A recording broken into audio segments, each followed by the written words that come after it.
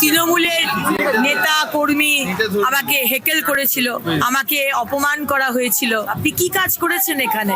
জবাবটা তো দিল সাধারণ মানুষ। আজকে মোদিজির জয়, আজকে আসানসোল দক্ষিণের মানুষের জয়, আজকে ইলেকশন কমিশনের জয়, আজকে আমার সেন্ট্রাল ফোর্সের জয়। দেখুন, অভিষেক ব্যানার্জি এবং মমতা ব্যানার্জি আপনারা ভেবেছেন আপনাদের এই ঔদ্ধত্য, আপনাদের এই চুরি, আপনাদের মানুষকে না পরিষেবা না দেওয়া, ভয় দেখানো, আপনারা ভেবেছিলেন বোধহয় ভয় দেখিয়ে এবারও জিতে যাবেন। গাড়ির বনেটে উঠে বড় বড় ডায়লগ পকেটে হাত দিয়ে বললেই তো আর হয়ে যায় না।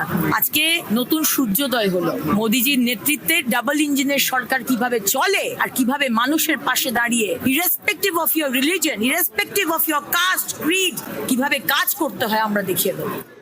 বললেন নতুন সূর্যের উদয় হলো। সাবিনা ইয়াসমিন তৃণমূল প্রার্থী, তিনি জয়ী হয়েছেন। তার জয়ের পরে তিনি কি বলছেন দেখুন। আমি সুজাপুরবাসীকে খুবই অভিনন্দন জানাচ্ছি। এই জয় তাদের জয়, মামাটি মানুষের জয় এবং সুজাপুরবাসীর জয়, এবং তাদের নামেই এই জয় আমি উৎসর্গ করছি।